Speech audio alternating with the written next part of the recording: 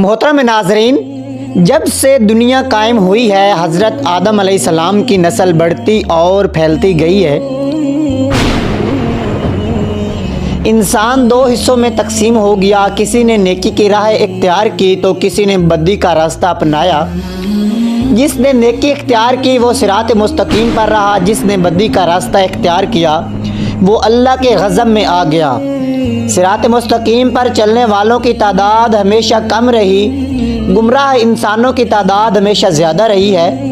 ان گمراہ لوگوں کو راہ راست پر لانے کے لیے اللہ کے نبی آتے رہے۔ تو پیارے دوستو، آج ہم بات کریں گے اللہ کے نبی حضرت نوح علیہ السلام کی اور ان کی قوم کے بارے میں۔ اگر آپ ہمارے چینل پر نئے ہیں تو اسی طرح کے واقعات جاننے کے لیے ہمارے چینل کو سبسکرائب کر لیں اور اس واقعے کو پورا جاننے کے لیے ہماری ویڈیو کو آخر تک ضرور دیکھیں۔ پیارے دوستو، حضرت آدم علیہ السلام کے زمانے کے بڑے عرصے بعد اللہ نے حضرت نوح علیہ السلام کو بھیجا۔ آپ علیہ السلام پر 10 صحیفے نازل ہوئے تھے۔ حضرت نوح علیہ السلام اللہ کے نبی تھے۔ آپ علیہ السلام کو آدم ثانی بھی کہتے ہیں کیونکہ آپ کے زمانے میں بھی گمراہی پھیلی ہوئی تھی، صرف چند لوگ ہی نیک تھے اور اکثریت گمراہ لوگوں کی تھی۔ آپ نے اپنی قوم کو راہ راست پر لانے کے لیے تبلیغ شروع کی۔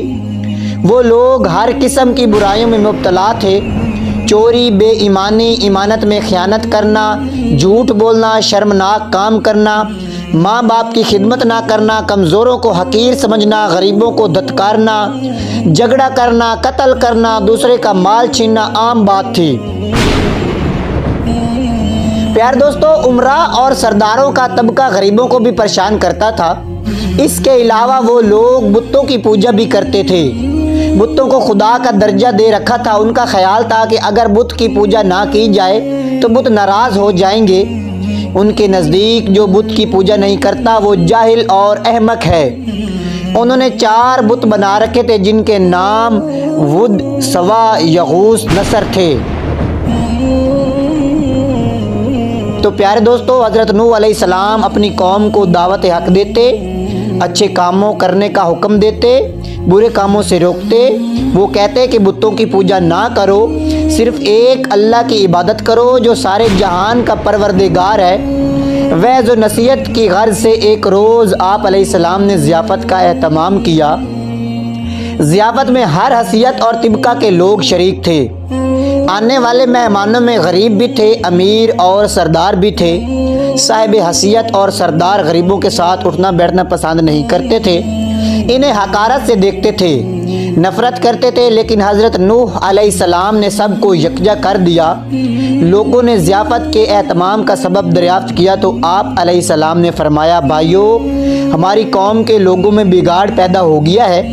سب سے بڑی خرابی یہ ہے کہ طاقتور جو طبقہ ہے کمزوروں پر حاوی ہوتا جا رہا ہے۔ جو کمزور ہیں وہ بھی ہمارے ہی بھائی ہیں۔ تم غریبوں کے ساتھ اٹھنا بیٹھنا پسند نہیں کرتے، تم ان سے نفرت کرتے ہو۔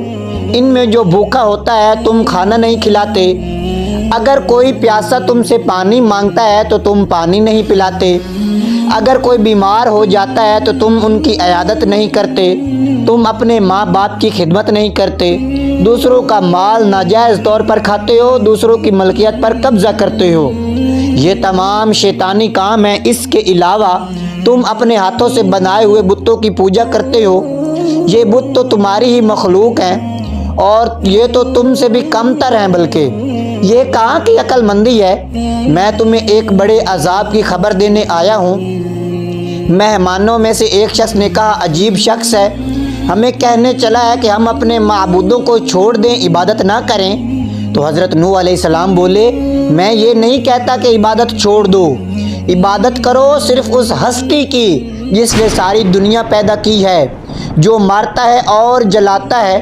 ایک نے کہا، نوح تو ایسے کہتے رہتے ہیں، ہم اپنے معبودوں کے خلاف باتیں سننے کے لیے نہیں آئے، ہم تو وہ کرتے ہیں جو ہمارے باپ دادا کیا کرتے تھے۔ آخر میں لوگ مجلس سے اٹھ کر جانے لگے۔ ایک مرتبہ حضرت نوح علیہ السلام ایک راستہ سے گزر رہے تھے کہ ایک بوڑھا نظر آیا۔ وہ بہت لاغر تھا، چلنے کی تاب نہیں تھی۔ حضرت نوح علیہ السلام نے دریافت کیا کہ تم اس حال میں راستہ کیوں پڑے ہو؟ کیا تمہارا کوئی گھر نہیں؟ बूढ़े ने जवाब दिया कि मेरे 7 बेटे हैं, उन्होंने बुढ़ापे के सबब मुझे घर से निकाल दिया है, मेरे पास खाने के लिए भी कुछ नहीं। हज़रत नूह अलैहिस्सलाम उसे अपने घर ले गए और कहा कि तुम इस घर में रहो, मैं तुम्हें खाना दे दिया करूँगा। आप अलैहिस्सलाम ने दुआ की तो एक अजनबी शख्स घर में दाखिल हुआ। उसके हाथ में एक दस्तरखान था, उसमें हर किस्म के खाने थे। उसने हज़रत नूह अलैहिस्सलाम से फरमाया कि ये खाना आप अलैहिस्सलाम के मेहमानों के लिए लाया हूँ, इसे खिला दें। उसने कहा कि अल्लाह किसी को भी कभी भूखा नहीं सुलाता। वो बूढ़ा हज़रत नूह अलैहिस्सलाम पर ईमान ले आया। एक रोज़ हिदायत की घर से निकले और एक बुलंद मकाम पर खड़े हो गए और बोले, लोगों मैं नेकी की तरफ बुला रहा हूँ, अल्लाह ने मुझे नबी बनाकर भेजा है ताकि मैं तुम लोगों को हिदायत करूँ। मेरा कहा मान लो तो फ़ायदे में रहोगे। तुम लोग माँ बाप की खिदमत किया करो, उन्हें घर से ना निकालो, इन्हें तकलीफ़ मत दो, ज़रूरतमंदों की ज़रूरतें पूरी करो, यतीमों बेवाओं और मोहताजों की मदद करो, बीमारों की इयादत करो। हर कमज़ोर ताकतवर का मोहताज होता है।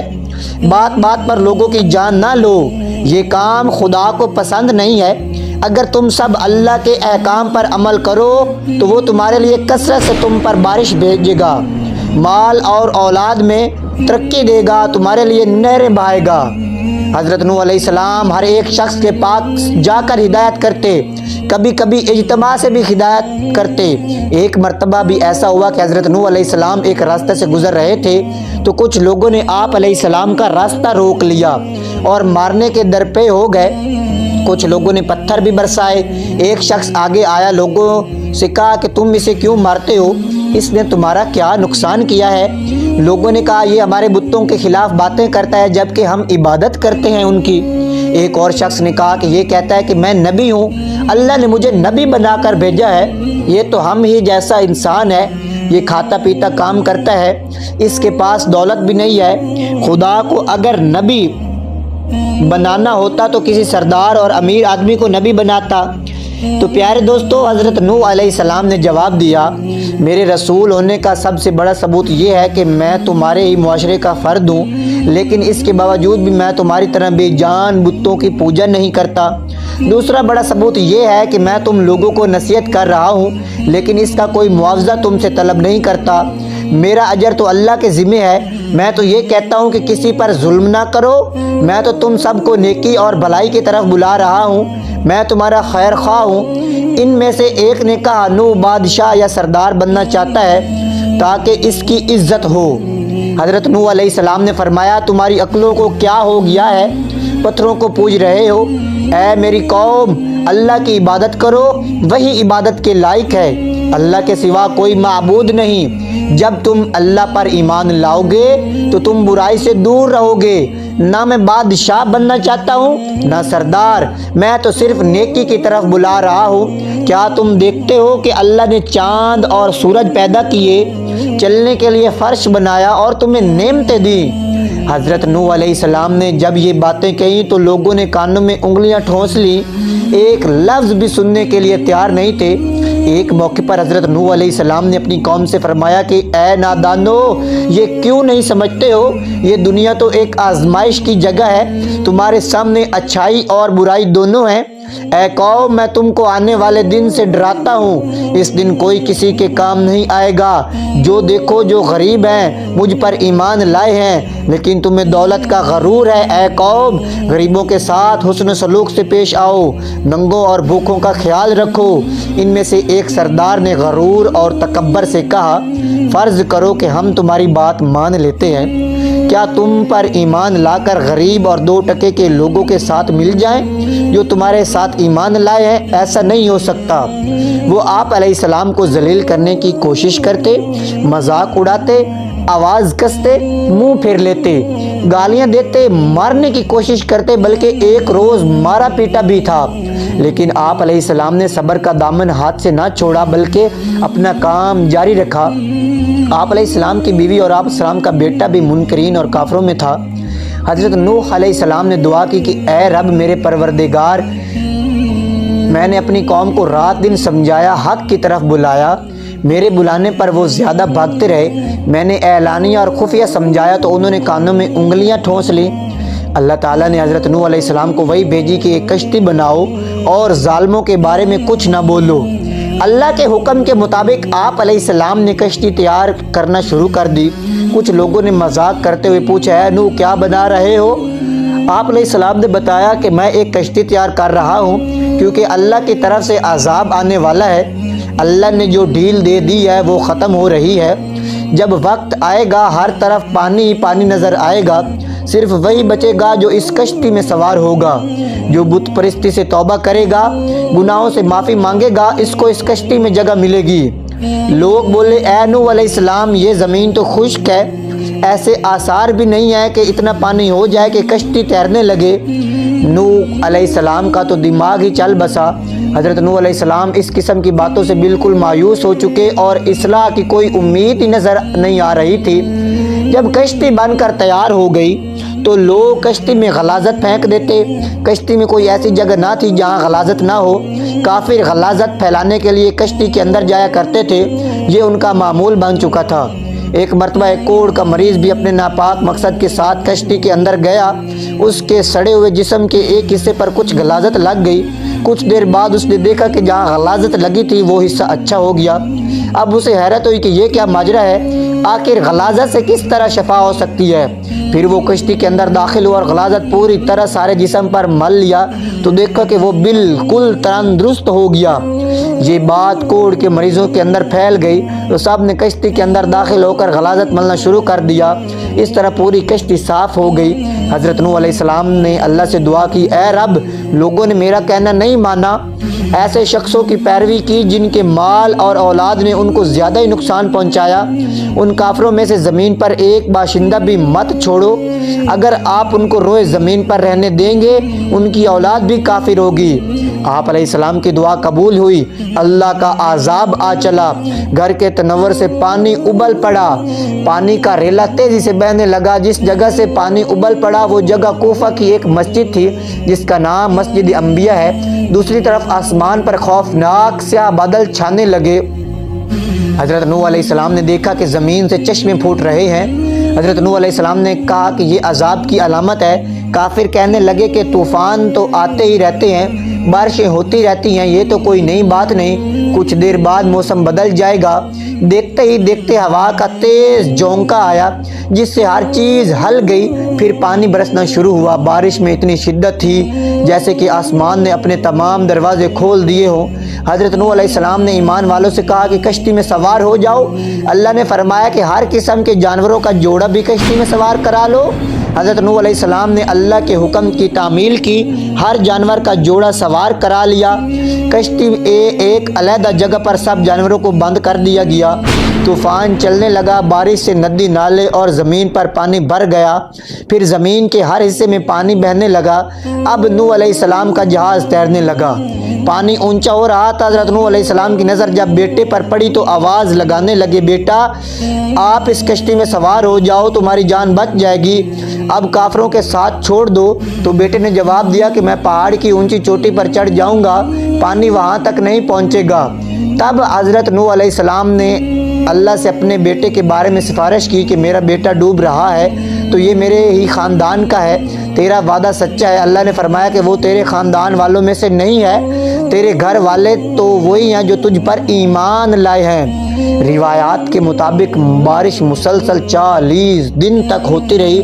جو کچھ زمین پر تھا سب ڈوب گیا۔ کافروں کا کام تمام ہوا۔ جو لوگ حضرت نوح علیہ السلام پر ایمان لائے تھے وہ کشتی میں سوار ہو کر بچ گئے۔ کشتی کو جودی پر جا کر ٹھہری جسے ارارت بھی کہتے ہیں۔ کشتی میں سب سوار تھے۔ اسی دوران حضرت نوح علیہ السلام کو ایک فختہ نظر آئی، اس کی چونچ میں زیتون کے درخت کا پتا تھا۔ یہ امن و سکون کی علامت تھی، یعنی پانی اتر چکا ہے۔ کوہ جودی یا ارارت مشرقی ترکی میں ہے۔ یہ 16,900 فٹ بلندی ہے جو برف سے ڈھکی رہتی ہے۔ روس کی سرحد بھی اسی سے ملتی ہے۔ اس پہاڑ کو ناقابل تسخیر خیال کیا جاتا ہے، لیکن 1929 میں جرمن ماہر طبیعیات جون جیکب نے دونوں کام کوششوں کے بعد اسے سر کر لیا۔ کچھ عرصہ پہلے ہزاروں سال کی جمی ہوئی برف کا تو دا گرنے سے کشتی نوح علیہ السلام کا ایک حصہ برف سے نکلا۔ کئی ہوابازوں نے اس کی تصویریں لی۔ ایک اور معلومات کے مطابق 1929 میں ماہر آثار قدیمہ ولی اور اس کے ساتھی نے عراق کے قریب ار کے مقام پر طوفان نوح کے آثار دریافت کیے۔ انجیل مقدس کتاب پیدائش کی روایت کے مطابق طوفان نوح کا واقعہ وادی جلہ فرات سے متعلق ہے۔ عراق میں قدیم زبانوں میں لکھے گئے کتبے دریافت ہوئے۔ ان میں ایک زبردست طوفان کا ذکر تفصیل سے ملتا ہے۔ ایک ماہر نے دعویٰ کیا ہے کہ اس نے شہر ار کی سب سے نچلی سطح میں طوفان نوح کے آثار پائے اور ارارت کا ذکر طوفان نوح کے حوالے سے آیا۔ بابل میں لکھا ہے کہ 7ویں مہینے کے 17ویں دن کشتی نوح ارارت نامی پہاڑ پر آ لگی۔